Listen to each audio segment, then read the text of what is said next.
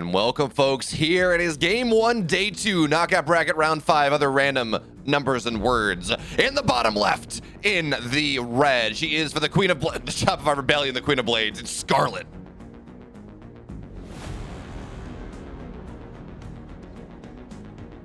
And her opponent from Team Liquid with the Seahorses on Data C, it is MaNa.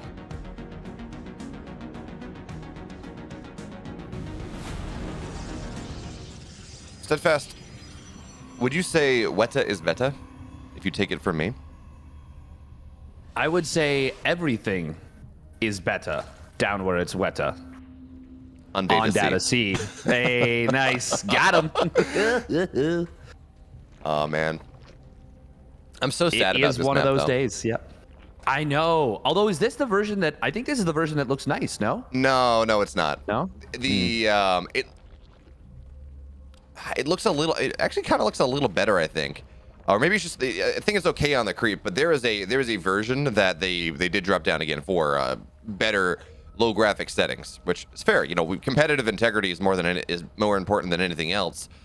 But it was a bright green, a jade green, coming out of the cracks on the original version, and it looked so nice. But at the end of the day, competitive integrity is important. And honestly, all these cracks, they look really good with the creep. It's just when the creep's not there, it's not as exciting.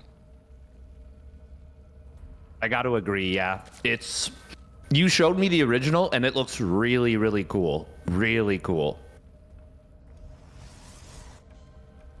Scarlett looking like maybe she's taking a page out of a Laser's book and going with just the 2 Zerglings here to try and secure this natural. I wonder if this is just how Zergs are going to be playing in the future to try and cut corners and get some advantages. And that's the kind of thing, that's the kind of shift that tells me how strong the hero style really is. Because up until this point, Zerg players have, there's different ways of cutting corners, not building spore crawlers, all that jazz, getting a little bit, trying to cut corners basically. But this is one of those things that you can get punished for. And we saw it a little bit yesterday with Showtime, doing some hatch blocks, I believe, versus a laser. And I think Neeb did it once at one point too, versus a laser. Yes. It's actually kind of interesting as well, because normally when you see the Protoss player going for the hatch block, which is what MaNa went for in this game, you do expect adept or some enhanced adept aggression, because of course there is that creep that doesn't get spread between the main, the natural, and the third. As the adept goes in, really actually takes more damage than it would have liked and gets out. So getting those 2 lings actually feels a little bit scarier on the off chance that it's 2 adept pressure. But it seems like the hero style, even if he has, as it has evolved, we are still only seeing single adepts. Yeah, you can get away with that 2-ling idea, but Steadfast, to go off your point, the fact that Zergs feel that they say, okay, I need to optimize just a little bit more to make this happen, where I feel the need, I need to make a single drone difference, right? I do need to get that extra drone instead of those 2 lings. I mean, that doesn't feel like it should make the difference between I'm winning a PvZ or I'm winning a ZVP and I'm losing a ZVP. But if that's what it is, I mean, yeah, you're right. That just a wonderful marker of how Hero is playing and like how strong that style is. But look at this, Scarlett, rather quick Evo chamber. This is going to be for +1. This is how she has been playing into this matchup for the most part. She tries to get this +1 timing, specifically to have +1 done on her lings right around the same time the first Stalker moves out, coming in from MaNa. But MaNa, for his part, he's playing the faster Blink style here. Blink's going to be done, well, closer to 6 minutes than 7. Yeah, it's going to be a really quick timing on this Blink. He's prioritized it a lot more than some of the other Protoss players that we saw yesterday. We are going to be seeing the Oracles and some Adepts getting in here. This is already looking like a lot of damage here. 5 drones do go down, but Scarlett will get the wraparound on these Adepts, and she's going to be able to take them down. Ooh, that one will not get an additional drone. Very nice defense right there from Scarlett towards the end.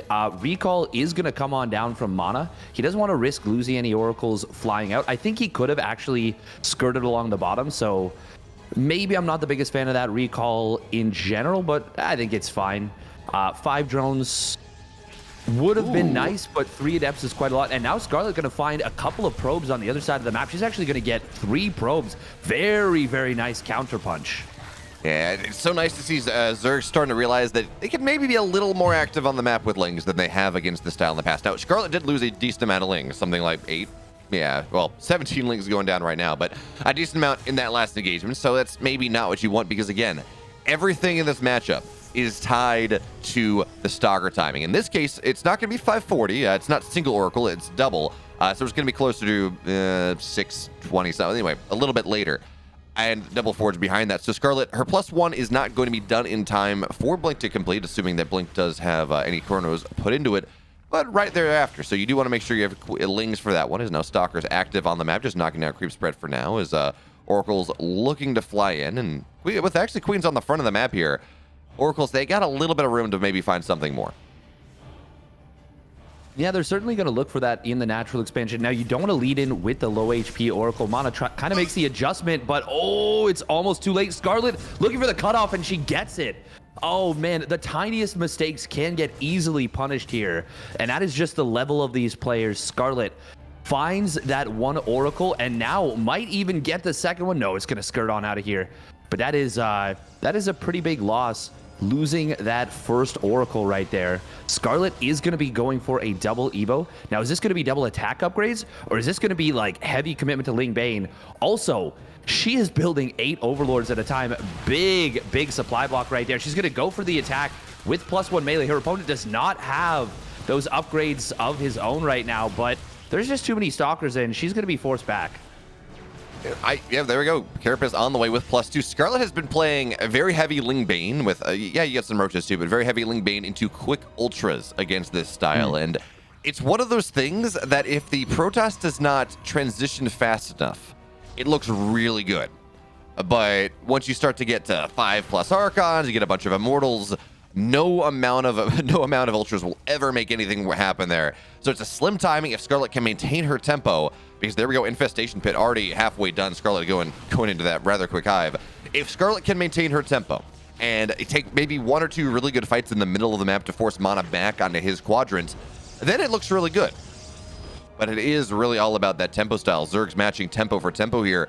And one way to make sure you got tempo steadfast, Dropper Lords on the way. 16 Lings, 8 Banes, whatever you want to do. It's going to be curious to see how Scarlett looks to take this, as Overlord speed is still a ways off.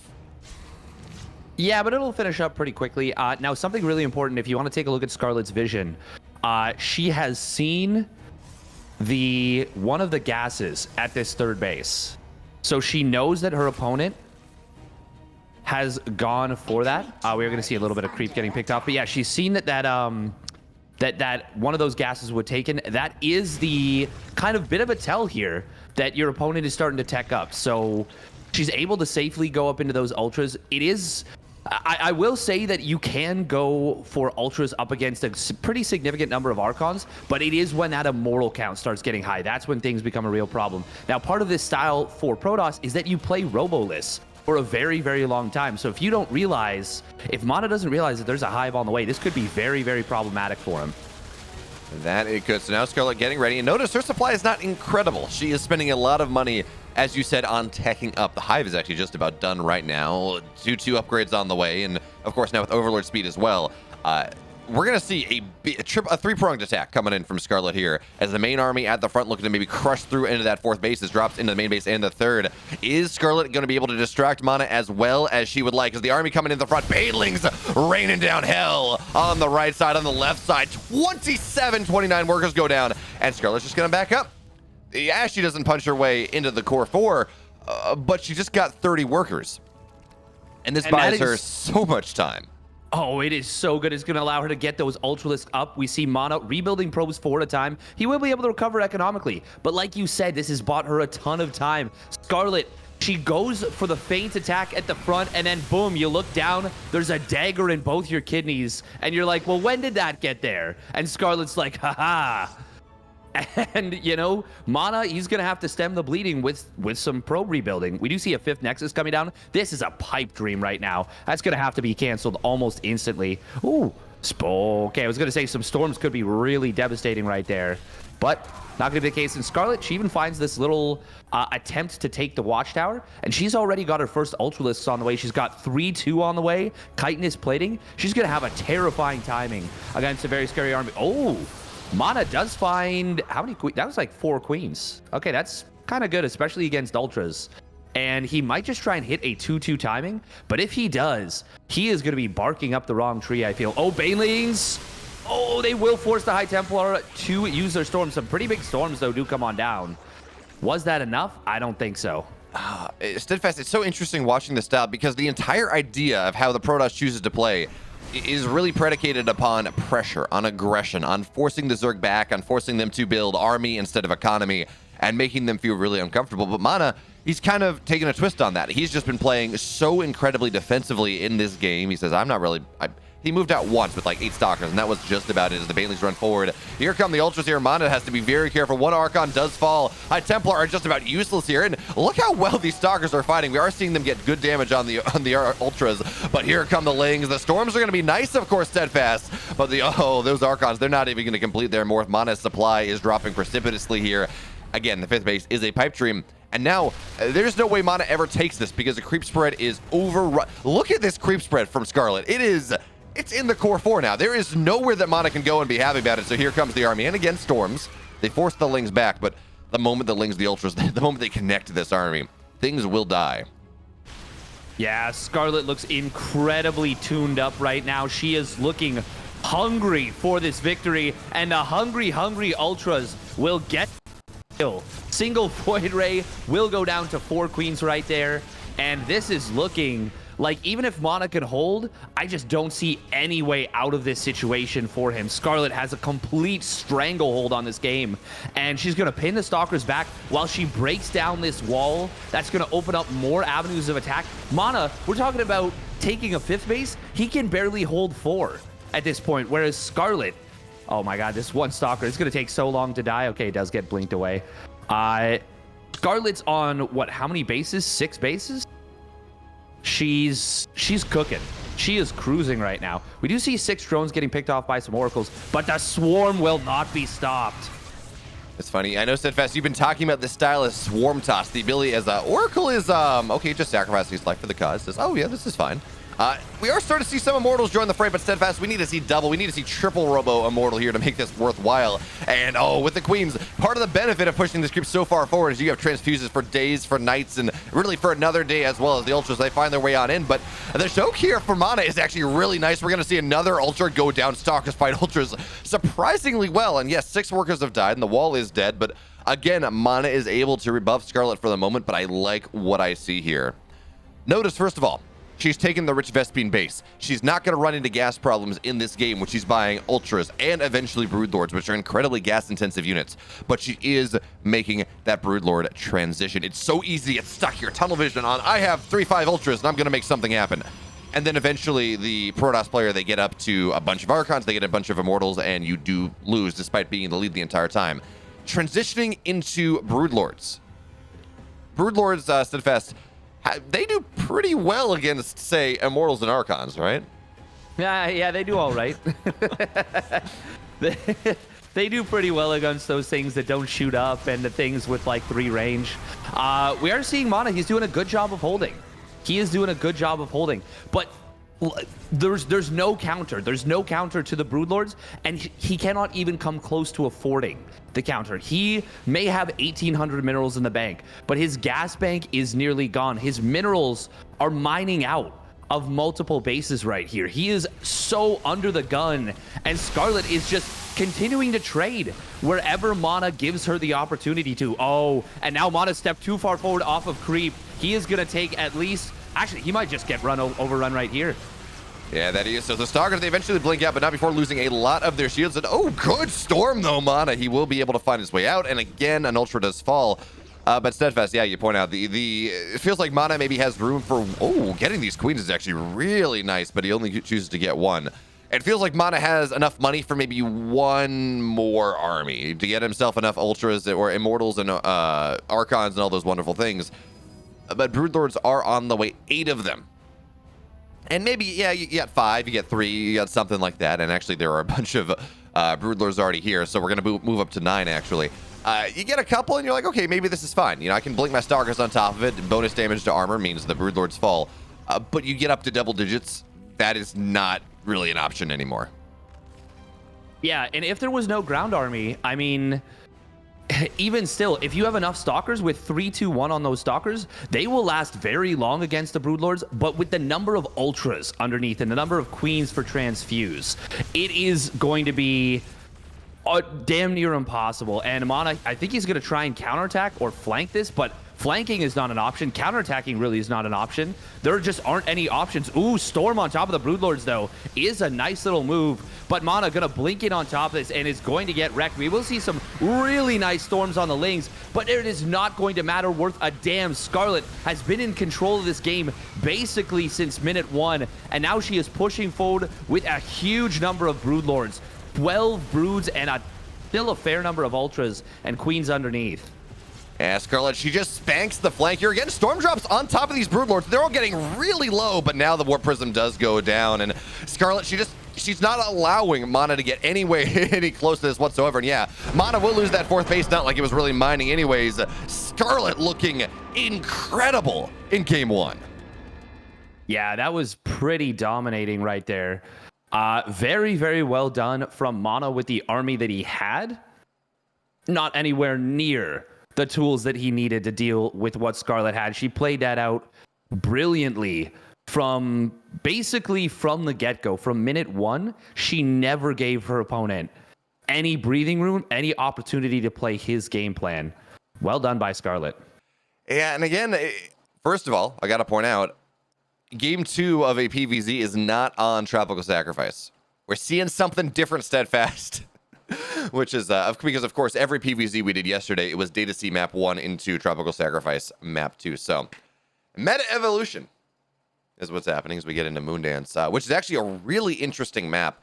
Because of that, you have that pocket base, which is about 75%, we'll say, as efficient as a normal one. It's only 6 mineral patches instead of 8. And it leads to these really weird setups. Or it leads to these really weird setups where we see Protoss players and Zerg players greeting the hell out of it.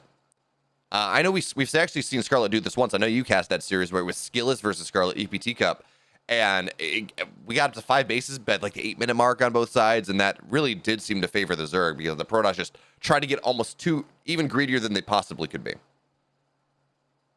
Yeah, it's funny because it used to be a thing where in one case or another, it would favor one race much harder than the other. And, it would favor traditionally the Zerg. And in that case, it did. But I feel like even more so than before, and then it has been historically, we've got situations where it feels like it kind of favors the player that has just better macro. Now that we've got this new hero style, we really get to see Protoss players flexing their mechanics. And it's been exciting to watch, and I'm just happy to be here covering this series. I can't believe we got this one. Yeah, well, you know what? I'm just happy to be here. Actually, I'm happier to get into game 2 because that's what we're doing. And folks, in the bottom right on Moondance, she's up 1-0. Looked dominant in that first game for the Shopify Rebellion. It's Scarlett.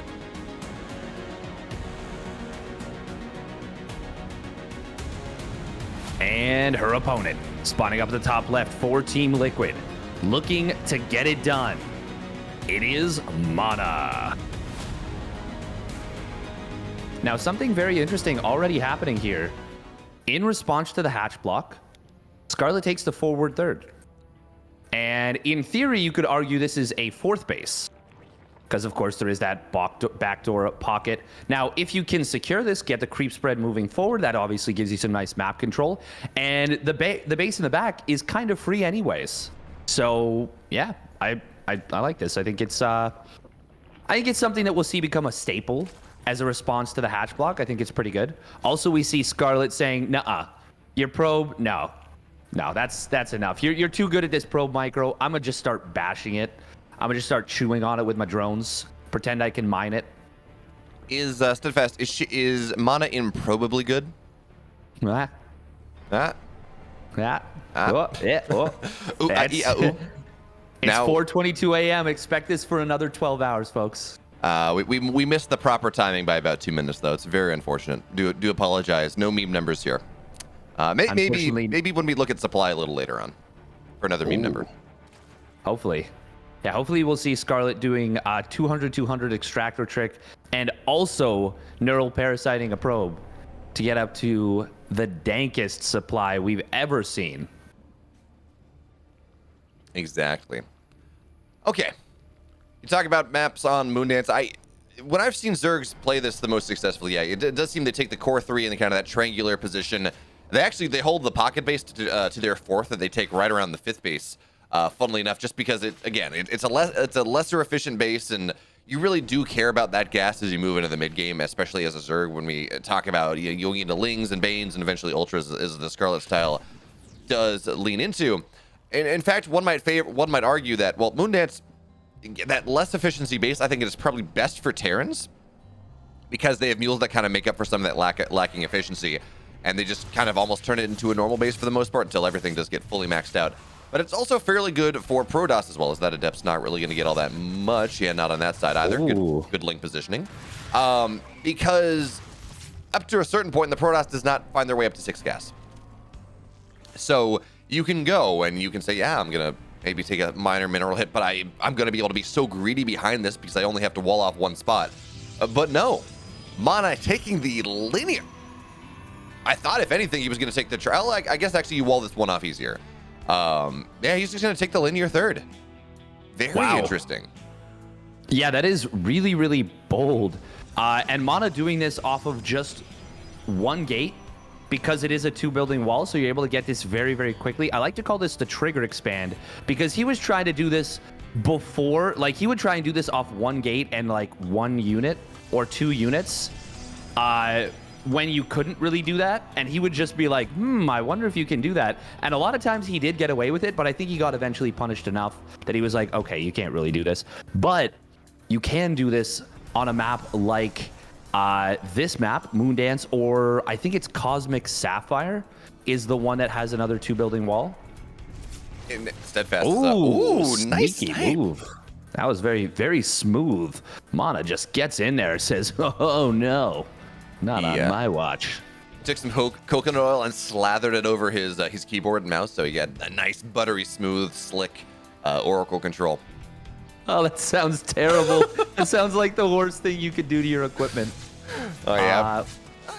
Actually, you could dunk it into a vat of salty water. That would be the worst. Oh, that'd be really bad for it. Oh, God. Scarlett. Very late pull. That is, how many drones is that? That's 8 drones. 8 drones?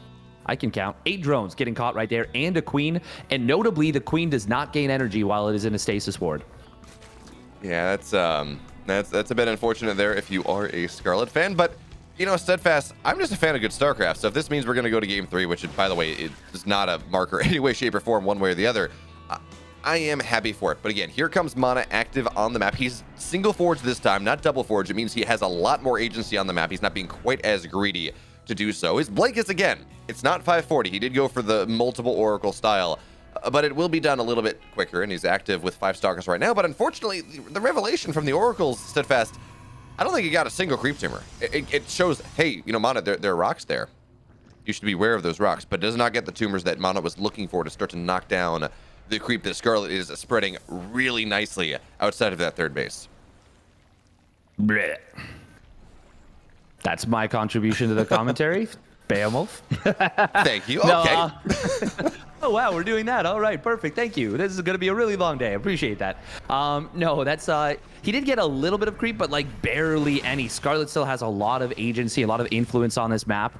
MaNa, he's got to be a little bit careful. He is staying at the edge of creep, but a couple of Stalkers getting pinned to the side. He will be forced to blink to the side, but with 2 Oracles there, yeah, it's still going to be enough to, keep him safe for the moment. Scarlett looking around. She's just going to poke at the front. Yeah, this is only 3 gateways to wall this off. This is not that bad in terms of like exposing your production. Oh, Scarlett. Okay, no, MaNa going to be able to sneak by. A little bit of bad positioning with these Stalkers does not get punished. He had blink available anyway, so it's really not that big of a deal. And there we go. It is going to be the 2nd forge coming down. It feels weird to not pair it up for like a 2-1 timing or a 3-2 timing to get it that early, but I mean, it's not too big of a deal. We're seeing a 4th Oracle coming down, though. Yeah, Oracle. Oracle? Oracle. It is so... That is actually... that one link fighting it. Trading 1 for 1, which is massively cost effective there for Scarlett. But it is so nice. I guess my favorite part of this new Protoss style is, yeah, you get a bunch of oracles early and you look for some value, but it has been a long time now since we've seen oracles constantly produced in the mid game as an idea, right? Normally it's like, I'm gonna build N oracles and I'm gonna find value, and then I'm not gonna touch a Stargate for the rest of the game until maybe late game here as the Lings again on top of things. Stalkers move right, blink left, and now they're gonna put themselves in a corner, but oracles, of course, they make any sort of move off creep a bit scary unless you run them over queens, but no, MaNa's going to be able to back up right now, playing on the edge of creep. But we got to point out here, Scarlett's creep spread, she was known for this in ZVT for years, and now she's really applying it to this matchup as well. It's so hard for MaNa to find a position where he can get aggressive onto one of Scarlett's bases because she is moving solidly one tumor, one screen, 2 screens away from her 4 bases, away from her 5 bases. And MaNa, yeah, he's going to dance on the edge of that for as long as he can, and more oracles means more creep removal. But he doesn't really find it's kind of hard for him. Is okay, that's a fake drop alert. There's Lings, Roaches again. They're going to find this army of MaNa. MaNa's going to just blink backwards, and oracles spending their load, knocking down so many of these Lings. As Banelings, they're set up on bottom side, but they're not really doing anything just yet. 5 workers have died. Elsewhere, it looks like a Zealot run by MaNa looking much more confident in this game, and Scarlett also not going for the same style she did in the that last one. She says, okay, you know, MaNa, he's only single forge, he has more agency on the map. I can't go quick hive as much as I would like. So Baneling speed us on the way, +1 ranged on the ways. These Zealots steadfast, they find so much. They are getting so much done right here. This is the big power of the hero style, of the gateway man style, is you just have so much opportunity to represent threat all over the map. Now we are seeing, it looks like while that all happened, almost all the stalkers got picked off. So Scarlett gets a big kill right there, and now she's got +1 melee bane, no, +2 melee banes. Oh my god, that's 15 dead probes. And MaNa just lost a lot in terms of army, and he is actually down so much supply in this game. He did kill a base, not remotely worth it. In terms of the number of stalkers that he lost 13 stalkers here, and he is going to struggle to replenish at this point. Oh man, 13 stalkers, 24 zealots is just, I mean, we can see it. It's just so expensive there for MaNa. Now, the oracles are going to fly in, and there's no spore here just yet, so you get more value, and that's, you know, it's nice. It does knock down the Zerg economy rather significantly. In fact, Scarlett, her drone count is now below what MaNa has, but it's going to take some time now. And okay, Steadfast, one of the benefits of Gateway Man style is we're looking at 11 gateways right now, which honestly is not enough. We need to see 22 gateways, please, or something to that effect. But MaNa, his production is still rather nice. He can rebuild his army decently quickly, and these oracles are doing a nice job of keeping him back for now. But now Scarlett getting close to the max. Tons of roaches, tons of lings, tons of banes. The oracles are going to scout this out, though, and well, if they have energy, which they don't really have a lot of it, we'd see them kill the Banes. But right now, they're just aware of what's happening. Spines dropping down on the outlying bases. And Scarlett getting ready for aggression. There's no wall here outside of this 4th base. So the question is, how well can MaNa make the hold? Archons at the front. They're gonna be a nice start at the least. I don't know about pushing down this ramp for Scarlett. She's going to be away from her queens. The oracles are going to be super efficient. The Baneling's getting caught in the back.